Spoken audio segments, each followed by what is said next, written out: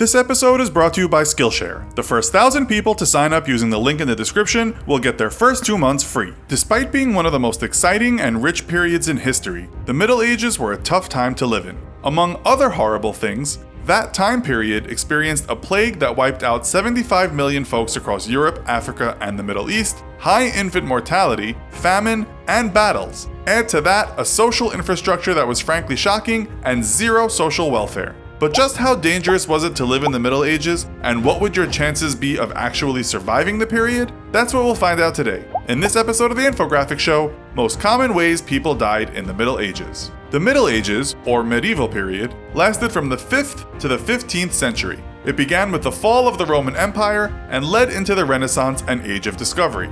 This period predates the discovery of penicillin and germ theory, meaning that death by disease was a common occurrence among medieval people. Poor health conditions and malnutrition added to the problem. Diseases and conditions common to the period were dysentery, gonorrhea, influenza, leprosy, malaria, measles, smallpox, typhoid, and puerperal fever.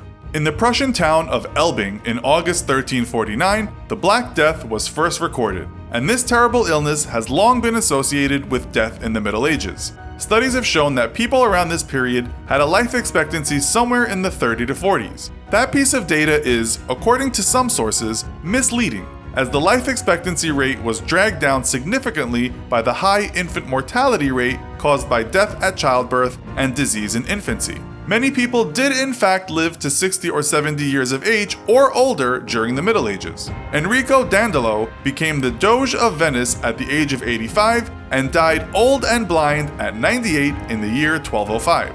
However, death by childbirth was a serious problem as hygiene was yet to be fully understood. Both the rich and poor died in childbirth. Queens often died while giving birth to future princes and princesses, thus greatly affecting lines of inheritance and courses of history. Richer families could usually afford to hire a wet nurse if the mother died during childbirth, but peasant families were forced to be more inventive by soaking bread in milk for the infant to ingest, or even soaking a rag in milk and letting the child suckle from the rag. Death arrived to children in the shape of germs and viruses that people in the Middle Ages had no idea led to disease, having had no knowledge of germ theory. There were no antibiotics or vaccines to protect the most vulnerable members of society, the very old and the very young.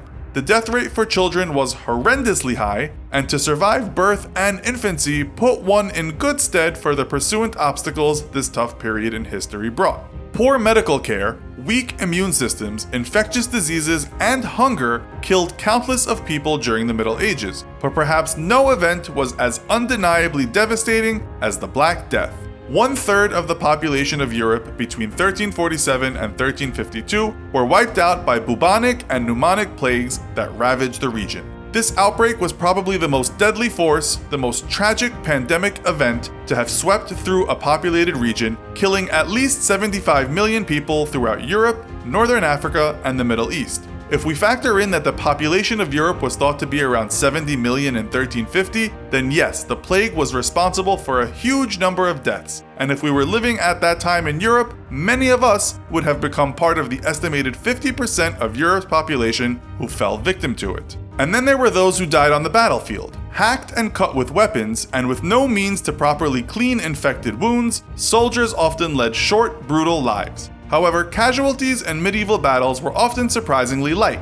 Once one side had lost 5 to 10% of their number, noblemen and officers were often held to ransom. Many army casualties were slayed by disease, foodborne poisoning, and septicemia instead. Amputations were not to be taken lightly, and many died from contamination and dirty surgical instruments. Anesthetic was unheard of, and if drinking enough alcohol wouldn't stop the screams, you may have been knocked with a blow to the head instead. Those higher-ranking officers, who were able to access the cutting-edge medical science at the time, enjoyed leeches applied to wounds, or perhaps a course of bloodletting. Traveling was no picnic either. Finding a safe place to stop while traveling was troublesome, and folks often had to resort to sleeping out in the open, running a risk of freezing to death in the winter or being robbed or killed on the road. Food was also hard to come by on the road, and the traveler was often forced to forage, steal, or go without. Lack of foreign languages could be problematic, and travelers may find themselves caught up in local disputes or battles, and things weren't much better at sea.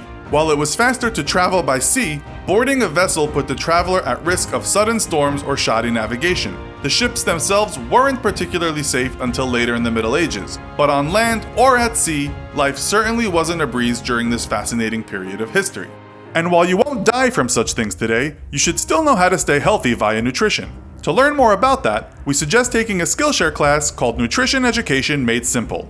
Skillshare is an online learning community with over 20,000 classes in leadership, photography, productivity, and more.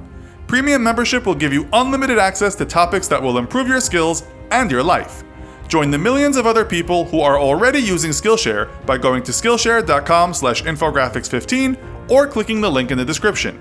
If you're one of the first 1,000 people to do so, you'll receive 2 months of premium membership absolutely free. Join Skillshare and start learning today. So, what do you think? What would your chances of living to a wise old age in the Middle Ages be? What were some of the other brutal periods of history to live through? Let us know your thoughts in the comments. Also, be sure to watch our other video called What Would Happen If You Ate Only Meat and Nothing Else. Thanks for watching, and as always, don't forget to like, share, and subscribe. See you next time!